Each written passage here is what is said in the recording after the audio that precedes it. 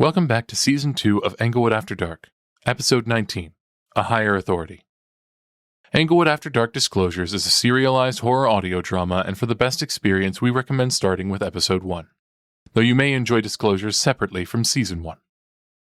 For early access to episodes and other content, check out our Patreon, link in the description. Content warnings are also in the description. Enjoy! Come in. Good afternoon. Are you ready for us, Dr. Cargill? Oh, yes, of course. Come on in. From your message, this sounded fairly urgent. Is everything all right? Well, to be blunt, Doctor, no.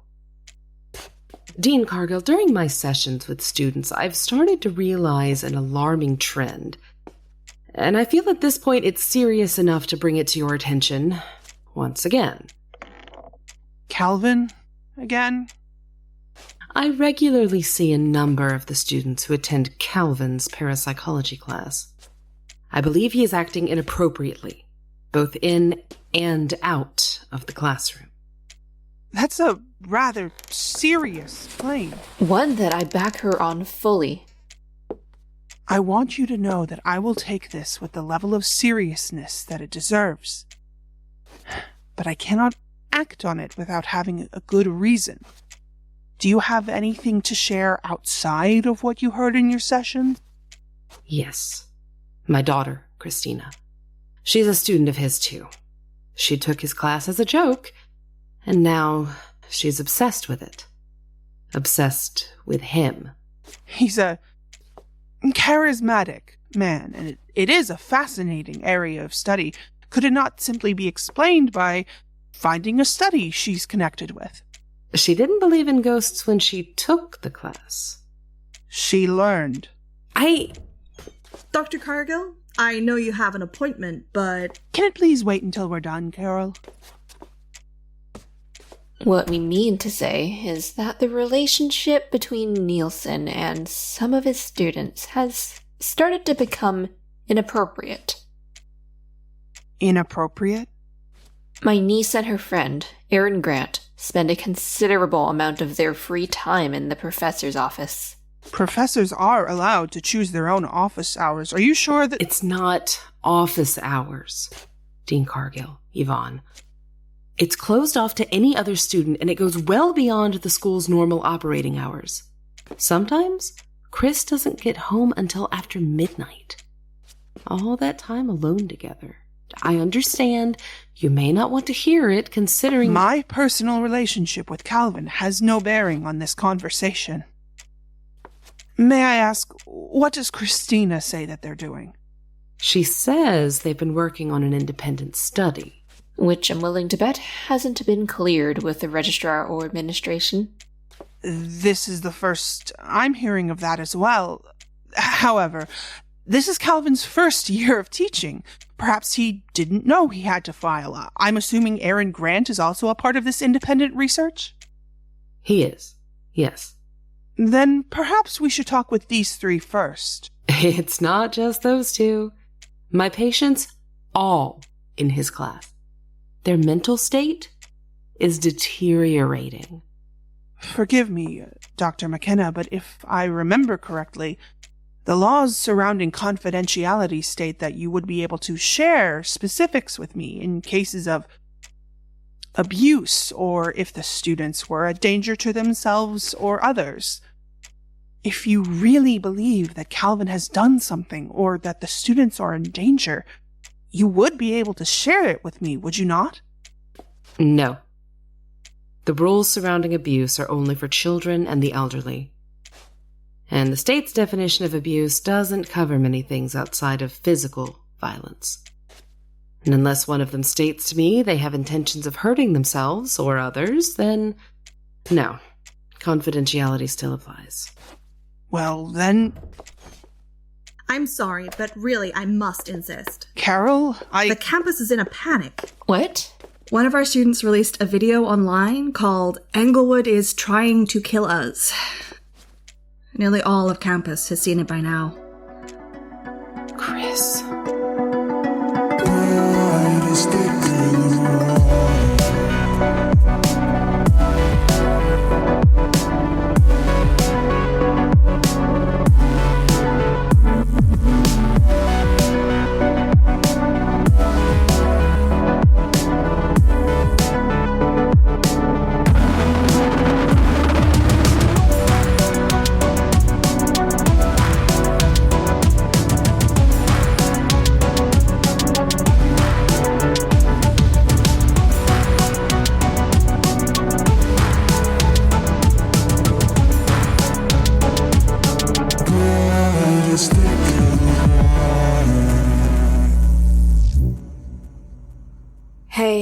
everyone. My name is Christina McKenna. My friends and family call me Chris. And I suppose you're already wondering why I've decided to suddenly use my real name.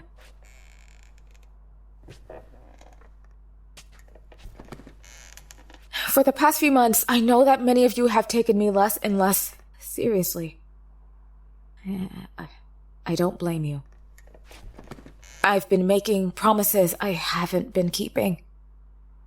I can't afford to have that happen this time. I've been told to keep a lot of this under wraps until research is complete. But this is bigger than us now.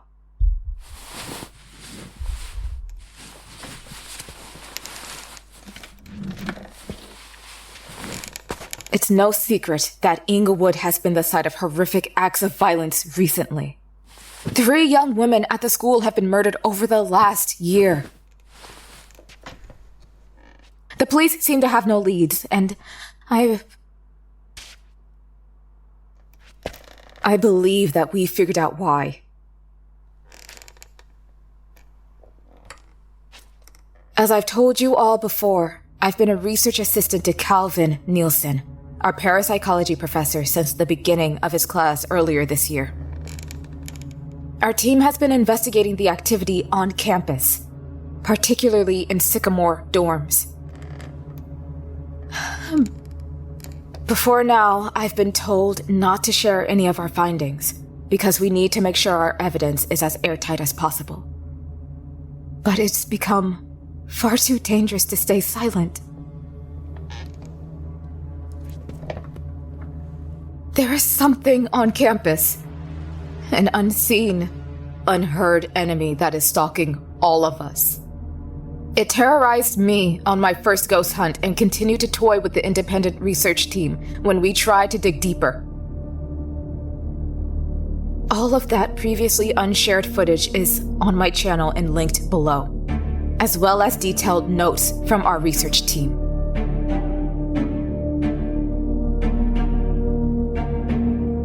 Up until recently, that's all we had, and I have to choose my words carefully here, as some people wish to remain anonymous for obvious reasons.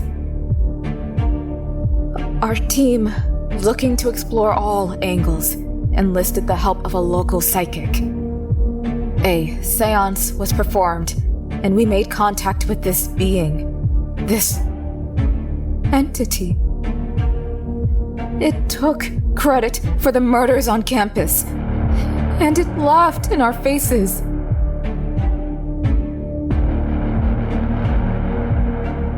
Our research is still important, but not at anyone's expense, and the students of Inglewood deserve to know exactly what could be after them. Based on the murders so far, this thing tends to go after those who are isolated, so stay in groups as much as you can. Try not to sleep in a room alone. And with spring break approaching, I strongly recommend that you all consider whether it's safe to return or not when the holidays are over. This thing is not a ghost. It's not a person. It feels no remorse, and it seems to delight in our suffering.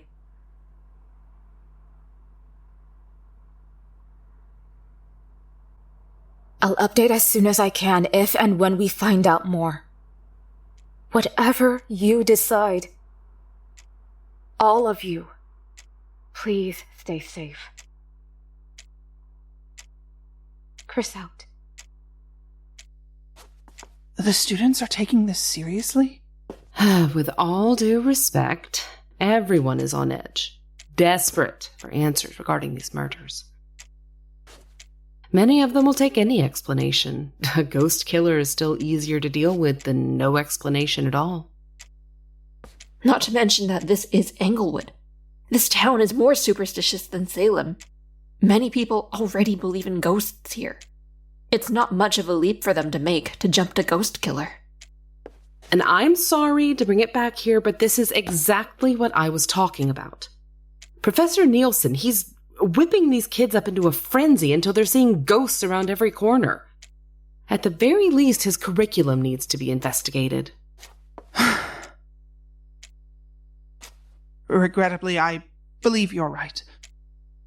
At the very least, we need to stop this until we figure out exactly how it got to this. Carol, start drafting a statement. All parapsychology classes are to be cancelled until further notice. I want a ban on all ghost hunting activities until we can figure out exactly how we got here. Right away.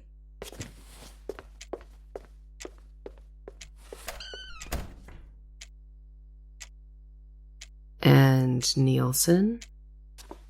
Suspended until further notice. His curriculum will be investigated by a third party to check its validity, and we will discuss his future status as an educator here at that time. Until then, spring break is around the corner. Let's hope that all of this will settle by the time we're back.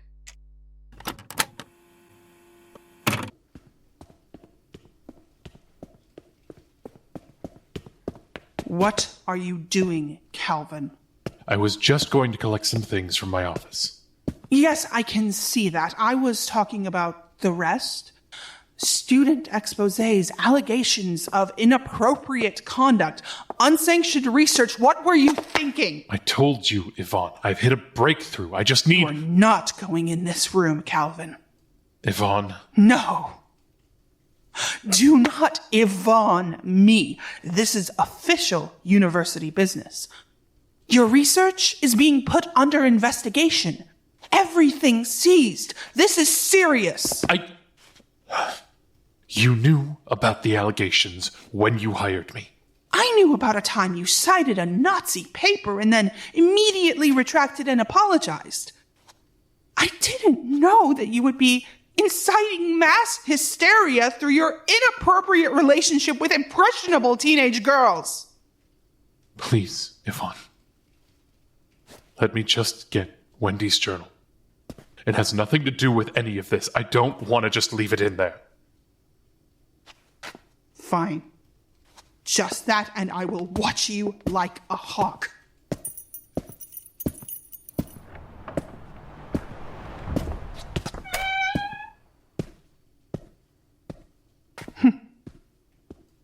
You know, it's interesting. You told me you were working on something big. And there's scrap metal and electrical and chemical components all over the place in here. Well, I had never been the neatest worker. But there's no sign of the thing you were building. Almost like you already had it stashed somewhere. I'm afraid I don't know what you mean. Goodbye, Calvin.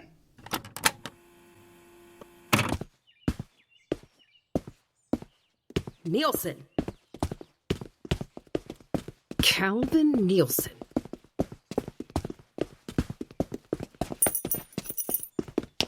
Dr. McKenna? Yvonne let you back in. For my late wife's effects, not for whatever sinister business you seem to Your believe. late wife, Wendy Nielson? You knew my wife? I wouldn't say new. I'd say she called me. Several hundred times. She called when I had to coax my catatonic daughter out of her closet. She called when I had to get the ceiling beam replaced from where the noose cut so deep. She even called me at his funeral. That woman was tenacious. You don't even know what I'm talking about, do you? My wife was a psychic of extraordinary talent. If she Hounded me day and night to get me to talk to her. Sent me letter after letter trying to get an invitation into my house. Talked as if she knew my mark. Dr. McKenna... Dropped your name at every opportunity. Some great scientist. Ha. And then you come here. You. And it's not enough that your wife tried to make a quick buck off of my pain and Chris's pain. No, you ensure that my daughter is ruined. You ruined her. You, Calvin. I didn't know. Save it. Just do us both a favor and leave, Calvin. Leave and never come back to Inglewood.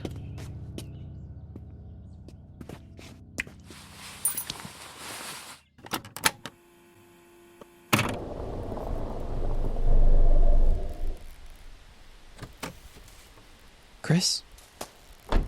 Hey, What's going on? did you know that Nielson cited a Nazi experiment in a research paper before he got here? What? What the fuck? Yeah. Jesus. How'd you find out? YouTube comments. Jesus. Did I ever tell you that my dad died in this house? No. When I was a kid, I came home from school one day and I found him hanging there. Fuck. Chris, I'm so sorry. We had no idea, Mom and me. He never told us he was suffering. He kept this huge secret, and instead of telling us, he let it hurt us. Chris. Why would he do that to me?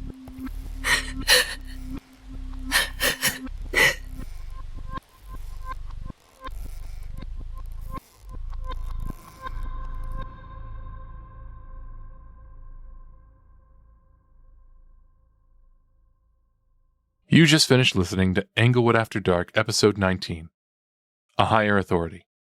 Written by Hannah Brown and Dennis Ortman. Sound design by A. Rose. Music by Athen.